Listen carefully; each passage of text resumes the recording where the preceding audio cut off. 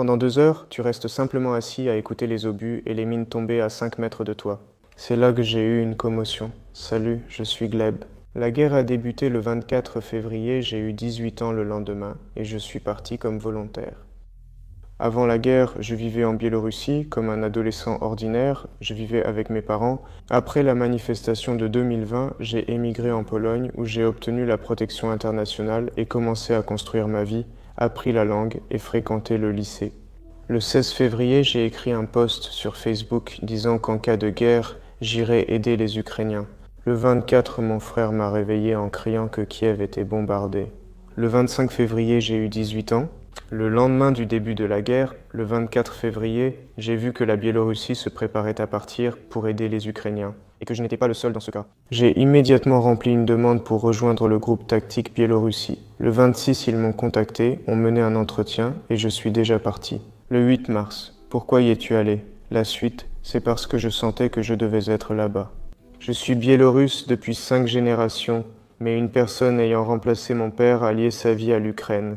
Je me suis nourri de cette culture grâce à lui. Cette décision a été très difficile pour mes proches. Ma tante était très inquiète, elle s'en faisait beaucoup, et mon frère aussi s'en faisait. Ils ont même imaginé une chose pareille. La veille de mon départ, ils appelleraient la police pour dire que j'étais quelqu'un de mauvais, afin qu'on me retienne, juste pour que je n'y aille pas. Tu comprenais que c'était la guerre, tu avais des sentiments étranges, ou tu voulais faire quelque chose là-bas, dire quelque chose à quelqu'un? Eh bien oui, j'ai dit quelque chose à ma bien-aimée avant de partir, mais c'était comme ça. Des mots très importants, mais je ne pensais pas que je reviendrais, même si j'espérais que oui. Arrivé à Kiev, des bombardements accompagnaient tout le trajet en voiture. Sur place, il faisait très froid et nous dormions par terre. Eh bien, l'homme est ainsi fait, il s'habitue à tout. Je n'ai jamais eu ce problème ni eu de difficulté à m'adapter là-bas. On s'habitue à la nourriture pas bonne, on s'habitue au sol, je ne sais pas, on s'habitue au bombardement.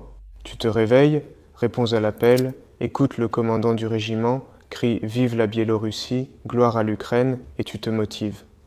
Ma première mission, c'était un déplacement à Boutcha. On ne savait pas encore, à ma connaissance, s'il y avait des Russes là-bas ou non.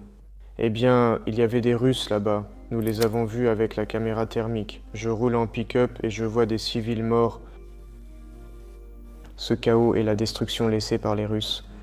Ce dont je me souviens et que je raconte toujours, c'est qu'il y avait un homme allongé là, et au loin, il y avait un arrêt de bus, et là-bas, des enfants couraient et étaient heureux. Ils nous faisaient signe, sautaient, joyeux, heureux.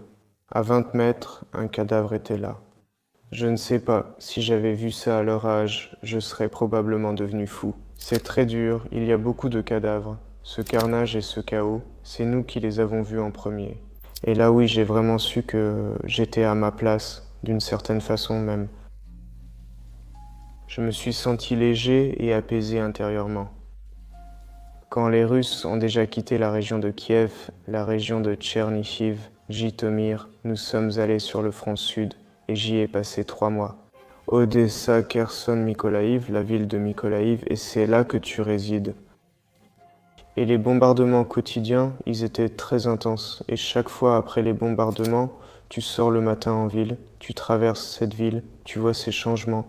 Et là, il n'y a plus de maisons, là, il n'y a plus de jardin d'enfants. Et là-bas, toutes les voitures sont complètement retournées.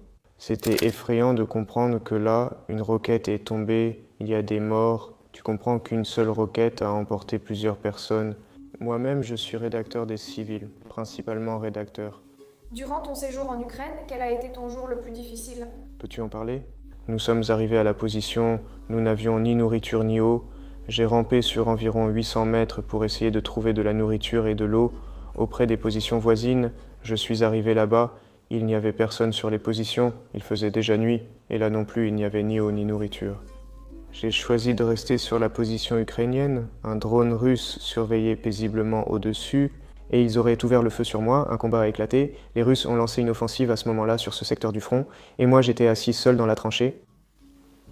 Je savais que si les Russes franchissaient cette ligne et arrivaient, je serais capturé, car j'étais seul. Je vais dire quelque chose de banal, qu'un soldat a toujours 2 grenades, mais même si je le voulais, je n'aurais pas pu prendre une grenade et la faire exploser dans ma main. J'entendais le combat, un combat très long, J'essayais même de sortir quelque part, de regarder d'où cela venait. C'est principalement mon premier amour, puis mon frère et ma famille, tout cela ensemble. Dans ta tête, tu restes allongé, tu te dis que tu aimerais les prendre tous dans tes bras, c'est comme ça. Mais non, maintenant il y a la guerre, ce n'est pas possible. Je n'ai pas eu une nuit complète, juste un peu vers 11 heures. Tu as dû tuer. Je ne sais pas, probablement pas. Je ne peux pas en parler comme ça, parce que tu ne peux pas être sûr si tu as tué ou pas. Ou alors, évidemment, je n'ai pas tiré devant la personne, je n'ai pas tiré sur lui. Bon, dans ce cas-là, oui, j'ai tué des gens. Mais quand il y a des gens quelque part là-bas, et que tu tires là-bas, et que tu ne sais pas si tu as touché, et tu comprends que c'est l'ennemi, là, c'est toi ou eux. Ce n'était pas beau à voir, ce sont des cadavres. Oui, il y en avait beaucoup, vraiment beaucoup. C'est précisément la mort des proches qui est devenue effrayante. Il y en avait tellement, tellement de gens mouraient les uns après les autres, et à peine je me remettais d'un décès que j'apprenais que 3 autres étaient morts. C'est justement cela qui m'a un peu ébranlé. Tout cela s'est passé à la fin mai, début juin. Nous sommes arrivés sur les positions pour la rotation de nos gars, et nous avons d'abord essuyé un premier bombardement qui a duré 2 heures. Les mortiers nous visaient, 3 équipes de mortiers tiraient depuis 3 directions différentes, et nous sommes restés sous le feu pendant 2 heures. Je ne sais pas comment nous n'avons perdu personne à ce moment-là, mais c'était très difficile. Pendant 2 heures, tu restes simplement assis à écouter les obus et les mines tomber à 5 mètres de toi. Un obus s'est tombé à 10 mètres de moi, puis une mine derrière.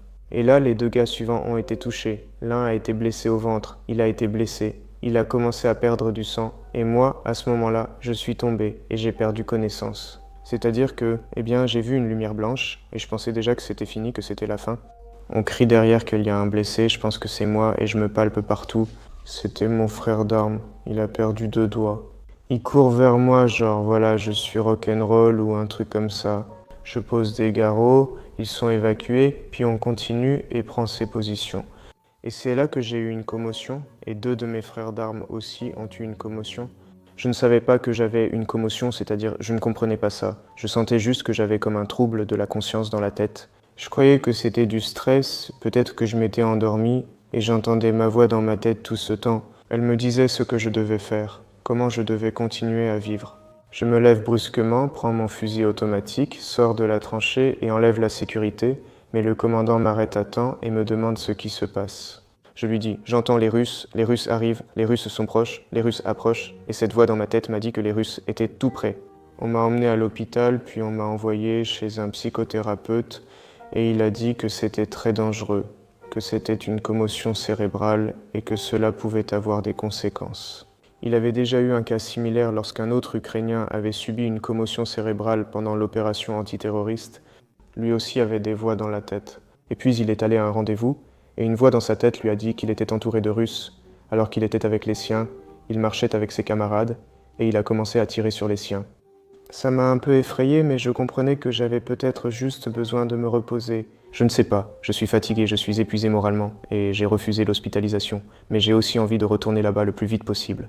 Et j'ai commencé à avoir des attaques de panique, donc pendant 2 semaines, j'ai eu des attaques de panique tous les jours. Après la garde de nuit, je me suis couché, et en m'endormant, j'ai encore entendu des voix dans ma tête. J'ai eu très peur. Et mon cœur s'est mis à battre très fort, tellement fort que j'ai pensé que j'allais mourir sur le coup. Tout mon corps tremblait, une secousse, et je restais assis sans comprendre. Et le matin, il me semblait que ce n'était qu'un mauvais rêve, vraiment effrayant, oui. Mais ensuite, jour après jour, ces attaques de panique continuaient. C'était déjà très difficile pour moi, je suis allé au quartier général et j'ai dit que c'était comme ça, et que je voulais me faire soigner. On m'a dit que, si tu veux te faire soigner, mon frère, ce sera seulement si tu démissionnes. Parce que tu sais, ça prend longtemps, ce genre de choses. J'ai démissionné et j'ai suivi une cure de rééducation. Après ma sortie de la clinique, on m'a dit que, malheureusement, je ne pourrais certainement pas combattre dans un avenir proche. Après la rééducation, j'ai pris un billet et je suis parti de toutes mes forces. Je n'ai dit à personne que je revenais, je suis arrivé à la maison où je vis et j'ai écrit à mon frère. Peut-être qu'on pourrait s'appeler dans une demi-heure, il faut vraiment qu'on parle, tout ça. Je lui ai demandé de sortir sur le balcon et il est sorti sur le balcon, on est au 2e étage. En réalité, il ne sait pas que je suis avec elle. Il m'entend au téléphone et perçoit 2 voix, l'une au combiné, l'autre dans la rue. Je parlais exprès aussi fort, il a regardé par la fenêtre, et j'avais vraiment peur qu'il saute de joie. Il voulait venir vers moi, me serrer dans ses bras, tout ça, alors je lui disais juste doucement, s'il te plaît, doucement, ne saute pas. C'était vraiment très émouvant et très amusant. Oui, très souvent, pendant les 3 premiers mois, presque tous mes rêves étaient liés à la guerre. Soit je mourais, soit je volais en drone, où il y avait des missions de reconnaissance, des rêves vraiment étranges. Il y a beaucoup de petites choses comme ça, mais en réalité, c'est la guerre qui m'a transmis tout cela et qui continue de me façonner jusqu'à aujourd'hui. Quand quelqu'un fait exploser des feux d'artifice, ça fait vraiment peur. C'est comme si on tirait déjà sur toi. Écoute. Et très souvent, il arrive que les personnes qui reviennent de la guerre ne puissent plus se retrouver nulle part, sauf à la guerre. Oui, j'ai déjà vu ça. J'avais un plan. Quoi qu'il arrive, peu importe à quel point j'allais mal, la guerre allait me sauver. C'est-à-dire que j'allais ressentir des émotions. À la guerre, je vivais avec ça. Et tout ce que j'avais en tête, c'était la guerre. Mais je ne pouvais pas lâcher cette guerre.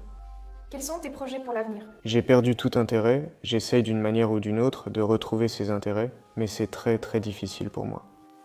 D'abord, je dois prendre soin de moi-même. Si je prends bien soin de moi, je pourrai ensuite m'occuper des autres, des gens. Donc en ce moment, ma priorité, c'est moi. Oui, il est clair que je ne suis pas prêt à revenir en arrière pour l'instant.